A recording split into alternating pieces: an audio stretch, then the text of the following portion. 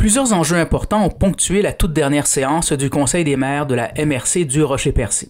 Ainsi, au sortir de la rencontre, TVRP a interviewé le préfet Samuel Parisé sur des sujets aussi vastes que le programme d'aide pour le service de garde en milieu familial, le programme d'aide financière au logement additionnel, la table de concertation concernant la maison Frédéric James à Percé, de même que le programme Mémoire vivante. Voici notre entrevue. Monsieur le préfet, bonjour. Bonjour. On a plusieurs sujets aujourd'hui. D'abord, commençons par le programme d'aide de garde en milieu familial. Il y a eu des modifications, en fait, il y a des investissements. Oui, effectivement. Donc, on a ajouté une somme de 85 000 à notre programme. Donc, c'est un programme qui est là, qui est toujours disponible pour les gens qui veulent ouvrir des nouveaux services de garde en milieu familial. Mais là, on a élargi tout ça maintenant pour les milieux familiales en communauté et en entreprise aussi. Donc, c'est des gens qui ont des idées de vouloir mettre en place des projets de services de garde. Sachez qu'il y a des sommes qui sont disponibles. Des sommes qui sont aussi présentes pour les gens qui ont déjà des services de garde et veulent faire un renouvellement de matériel. Donc, s'il y a des gens qui ont des projets, je les invite à pouvoir appeler à la MRC et de pouvoir faire une rencontre avec nos deux conseillers ici, puis peuvent vraiment comme les accompagner et vraiment avoir accès à des subventions qui peuvent répondre à la pénurie de manque de place en garderie. C'est important, hein, la petite enfance quand même. Dites-moi, autre projet, aide financière au logement additionnel, disons-le, 3 programmes. Déjà 3 projets que vous avez annoncés ce soir, ça veut dire que ça répond à un besoin finalement. Oui, effectivement. Donc, le besoin est là tant au niveau du logement additionnel que du manque de logement. Donc, je veux juste faire un petit rappel. C'est un programme de 250 000 qui avait été mis en place pour monsieur, madame, tout le monde qui a des grandes maisons qui veulent mettre un logement additionnel dans sa maison. Donc, 3 projets qui a été accordé.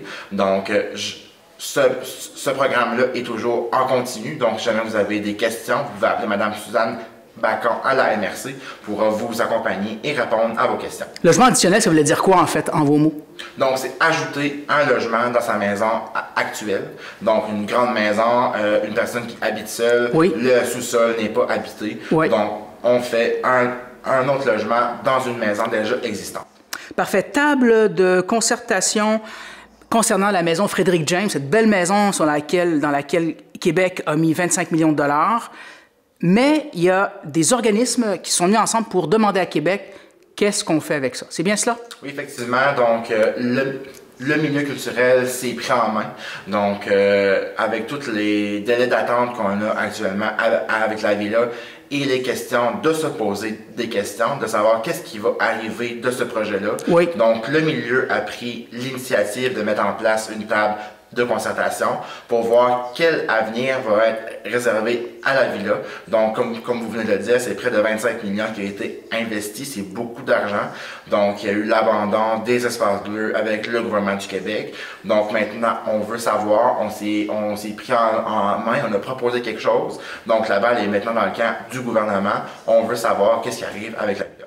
Voilà, très bien. Et on sait que c'est M. le député de Gaspé qui avait le mandat de faire le tour de la question, n'est-ce pas? Oui, effectivement. Donc, la table a soumis un projet au député de Gaspé. Ah, d'accord. Donc, le tout serait présentement en analyse. Donc, on attend toujours des réponses. D'accord, je comprends.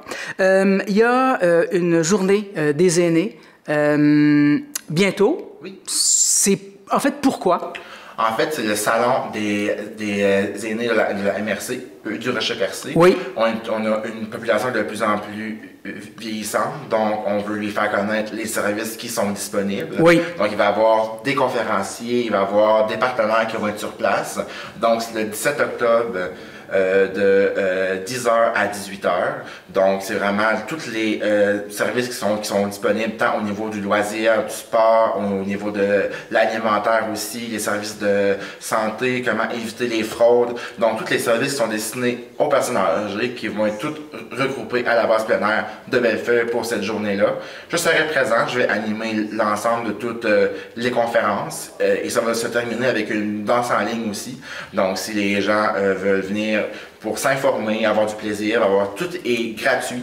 Donc, j'invite la population à se présenter à ce rendez-vous-là annuel qui, je l'espère, va se faire année après année.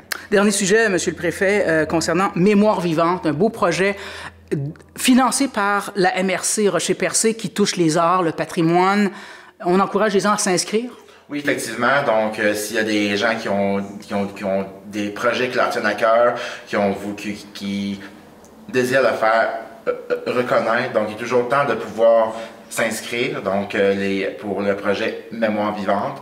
Donc, si vous avez besoin d'avoir plus d'informations, vous pouvez appeler M. Francis Dumont, qui est le coordonnateur culturel à la MRC. Merci. Merci beaucoup. Vous recherchez une expérience d'hébergement en Gaspésie alliant un site exceptionnel avec la découverte d'un menu culinaire du terroir gaspésien? C'est ce que vous offre le motel Fraiseur de Chandler et le restaurant Le Sieur de Pabot.